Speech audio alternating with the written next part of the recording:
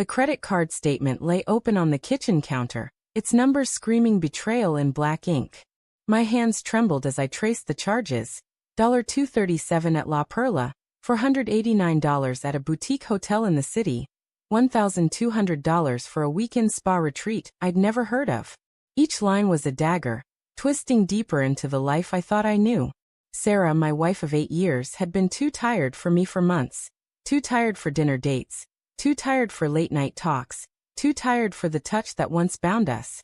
But never, it seemed, too tired to spend my money.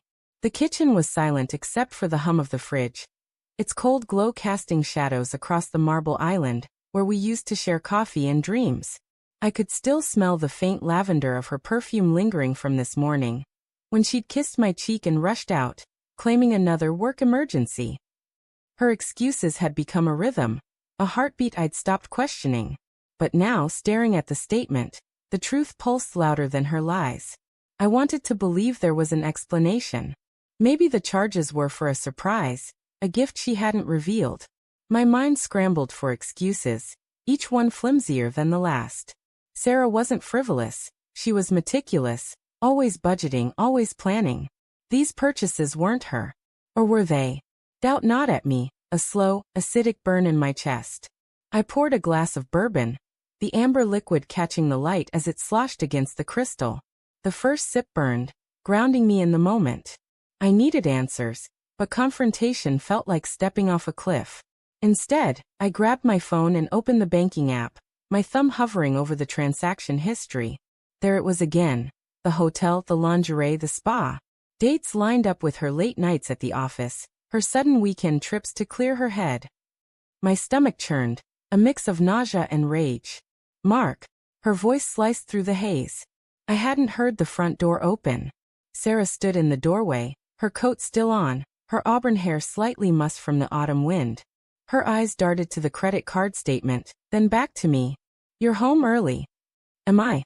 My voice was low, steady, but inside my heart thundered. Or are you just late again? She laughed, a nervous trill that didn't reach her eyes. Work was brutal. You know how it is. She slid her coat off, draping it over a chair, and moved toward the fridge. Want some wine? I held up the statement, my hand steady despite the storm inside.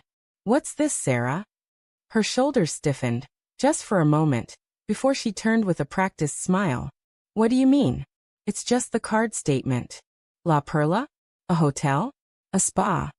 Each word was a bullet, and I saw her flinch. You've been too tired for us, but not for this?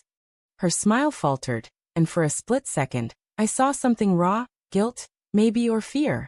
Mark, you're overreacting. Those are client gifts. Work expenses. You know I'm up for that promotion. Client gifts. I stepped closer, the bourbon still warm in my hand. You're telling me you spent $1,200 on a spa day for a client? Her eyes flickered, searching for an escape. It's complicated. Can we talk about this later? I'm exhausted. There it was again, exhausted. The word that had become her shield, her excuse to pull away.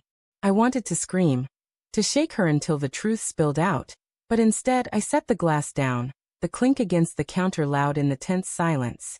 No, Sarah. We're talking now. She crossed her arms, her posture defensive, but her voice softened. Mark, please. I'm trying to keep everything together. Work's been insane and I. Stop.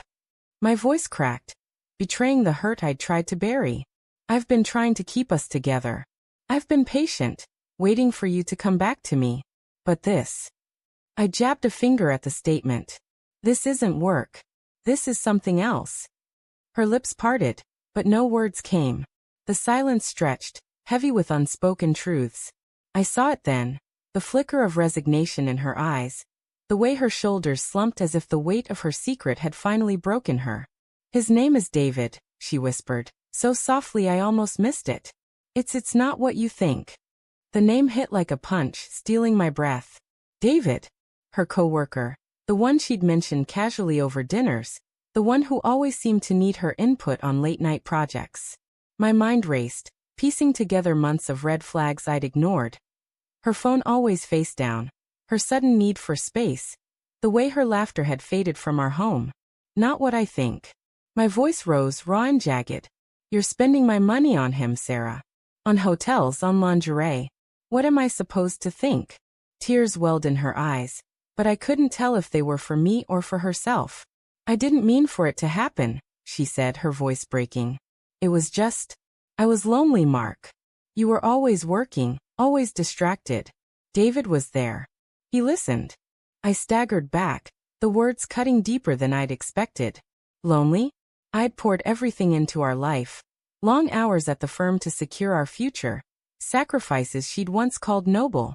So this is my fault? I asked, my voice barely above a whisper. I loved you, Sarah. I trusted you. I know, she sobbed, reaching for me. I stepped back, the space between us a chasm. I still love you. I didn't want to hurt you. The room spun, the edges of my vision blurring. Love. The word felt hollow now, a mockery of the vows we'd made. I wanted to hate her, to walk away and never look back, but part of me clung to the memory of who we'd been. 2 kids in love, dreaming of a life we'd built together. Could I throw that away? Could I forgive her? I need time, I said finally, my voice hoarse. I grabbed my keys and headed for the door, the statement crumpled in my fist. Her sobs followed me, but I didn't turn back. Outside, the night air was sharp, the city lights blurring through unshed tears. I walked, not knowing where I was going, the weight of her betrayal heavy in my chest. But as I passed a neon-lit bar, my phone buzzed. A text from an unknown number, meet me. We need to talk about Sarah. My heart stopped. David? Someone else? The message was a spark, igniting a new wave of dread and curiosity.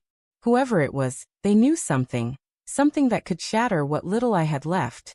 I stared at the screen, my thumb hovering over the reply button, knowing that whatever came next would change everything.